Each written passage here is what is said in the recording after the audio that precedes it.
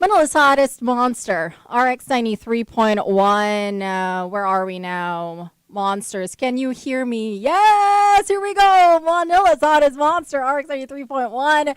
Welcome to the show, y'all. And it is time for us to finally welcome our special guests. This afternoon, I am joined by a Texas based, fast rising, alt rock band called Culture Wars. Hey, hey, what's up, you guys? All right, and just a roll call for all the monsters who are locked in. We're saying hello to Alex, to Caleb, to Dylan, to David, and to Josh. Yes. All right. Welcome to the show, you guys. How you doing? Howdy, we're doing well.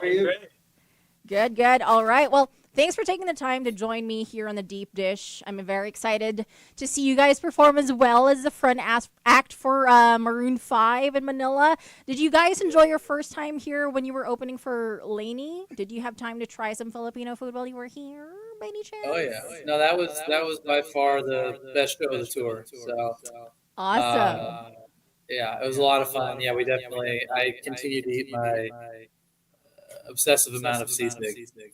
Sisig. All right. And do you have with beer by any chance? Have some beer. We all have it. You, So do I have it with beer? I did. well, if you I did haven't, one at a time. yeah, if you haven't, then you definitely must. It is the Yeah. perfect. It's one of the perfect. We call it pulutan. We eat it when we're drinking because it's oily, so it oils up and lines up the stomach and everything, so you can drink as much as you want. So, all right, Sisig, good to know. But now you guys are back here in Manila, opening for Maroon 5, and that's huge because a lot of us really grew up with their tracks, their albums. So for you, Culture Wars, you guys, how did you react when you guys got the news that you're opening for Maroon 5? I don't know that we've reacted yet. It's still sinking in. Yeah. Yeah, awesome. Well, I think it's really exciting, right? Because and have you guys met the band before or not yet? This will be the first time. Not yet. Oh my goodness, that's gonna be so. I don't know actually how you guys would feel like meeting the band though. Like excited, nervous. Just don't screw up. Just don't say anything. Yeah, that's one way to put it for sure. So for you guys are Texas based and you have a very distinct sound. There's not a lot of, at least here in Manila, there's not a lot of alt rock that you hear on radio. So with your distinct sound, like how would you guys describe it in 3 words for monsters who want to know, like if they were to listen to Culture Wars, what are some 3 words you could use to describe your sound? High energy, cool. High energy, cool. All right, that should be a T-shirt for Culture Wars. High energy, cool. There we go. And so, who were the influences among you guys when you guys are creating your music? We all have a lot of very different influences, so I think that's kind of part of it. Caleb's always into like R&B stuff, and we're all equally into rock and alternative things and more '90s things. And it's just weird.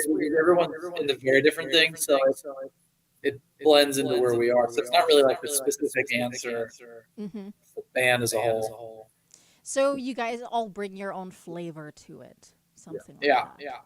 All right, good to know. And then, what's really interesting is that what I love about bands is how these bands like form, right? Because sometimes they're childhood friends, sometimes they're people that it's just like they met one night and all decided that they were going to form a band or something. So for you guys, being in a band, what's like how did you guys know each other in the first place, and then what made you guys decide to name yourselves Culture Wars? We were all in a cult before this, and then we got bored. Well, the guy killed himself. Okay. No, Dave and I met in Austin, and And then we all just kind of met each other through mutual friends, like just little by little. Less interesting. Okay, I still don't know if this is the actual story, The but I'm glad you second got one out of is- your cult. Yeah. Well, actually, I was told when I joined the band that this was a cult, so I don't really know. I don't use the word cult. It's just We use the collective. word culture more. Collective. Oh. Josh is. So if it wasn't Culture Wars, it would have been Collective Wars. Sure. Yeah. Cult Wars. Minus the URE. Yes. And that would have cost a riot, I'm sure. Cult Wars. If you had needed that. Now, so what's one thing that you guys would say for each member of the band, if you can, like another member would say so? Like, I don't know. This is probably just like a an appreciation moment. I don't know. It's like you're in summer camp or something. What's like something that you would say each band member brings to the table in Culture Wars? Question. Not it. I think it's all a good balance. You know, we all we're very similar in the way we all get along a lot, but I think like anytime if one of us like in a mood where we're not very talkative, somebody else will be making jokes, and then we all bring on like personality out of each other. I don't know. I think we all get along, and from a musical standpoint, also we have to challenge each other and try to sharpen each other, push each other to be the best that each person can be, and bring that out of each other. I'd probably say like David, like the innovative one of them. He's like the mastermind behind it all. All right. So David is the mastermind. Yeah. All right. He's the cult leader. Oh, okay. All right. This is becoming a recurring theme. But anyway, what else? I also want to say, like, it's very interesting that I'm able to interview you guys, because I started seeing, like, even before it was announced that I was going to interview you guys, I was seeing like your Instagram page like on my feed. Like, it was just like, because I really like Miley. I love that song. I love playing it on the radio too. And like when I would scroll, I was like, oh, it's Culture Wars. Oh, it's Culture Wars. And then I don't know if that's like a sign somewhere that all of a sudden I was going to interview you guys. It's a sign of a really good digital marketing team. I know. They're like, we're going to get this girl. Make sure you attack her personally with all the socials. I love it. But anyway, so from your early days to now opening for Maroon 5, what would you say has been the biggest pinch me moment in your career? Is there any celebrity, I guess, or band that you guys have met since you have become a band, or since you have been like a fast rising alt rock band? I feel like the show here in Manila was the biggest pinch of the Filipino. All right. Yeah. Well, okay, so like the one with Maroon 5, or even just like With Lainey. Yeah, the Lainey. with Filipino Lainey. team. With Lainey. Yeah. That's awesome. And it's really, yeah, and I was able to also interview like Paul Klein at one point, and that was really awesome too. But for you guys, like, is there anyone who you would what do you call this? Wait, where's my actual question? What is the best or worst advice that you've ever received from like maybe another musician, producer, whoever, like in the industry that maybe you still carry with you? That's why you still remember it. Yeah, so the worst advice is what sticks with us. Yeah. I don't know if we ever gotten like best advice. I think we Oh. only worst advice. Let's hear the worst ones then. I gave a best man speech at my brother's wedding, and apparently it went over so well that people were telling me to quit music and start stand up. Stand up. Is that the best advice or the worst I advice? think it was both. Yeah. It's a So mix of actually- both. Yeah, this would be my last show with the band tomorrow. And I'm This is the sorry. formal announcement. Yeah. Well, so we are gonna play your new track here. It's called "It Hurts." So I was reading through the lyrics while I was listening to it, and I was like, I gotta ask you guys what this song is about. All I sense is a little bit of struggle in these lyrics, but then in a cheery mode, like, in a cheery sound. There was that's how it's being delivered. So could you guys explain what It Hurts is about? Yeah, it just always reminded me of like ex-wife on her way to her second ex-wife, kind of like hanging out at the bar trying to meet her next victim, kind of thing, like or the Real Housewives of Beverly Hills or something. Oh, okay, okay. So it's about like bad decisions a little I bit. guess just like trying to keep it together and fake your way into the next thing. Fake it till you make it. Hmm. Something like that. All right. And on a more personal note, because this is a deep dish, I talk stuff about like dating or relationships or whatever. But you guys can be absolutely candid here, right?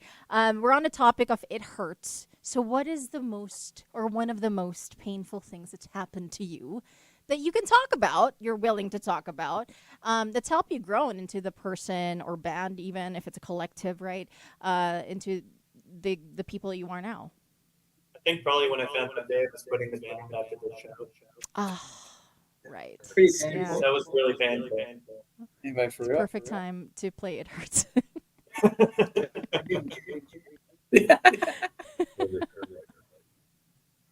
Well, any other shares in the circle? My dog died.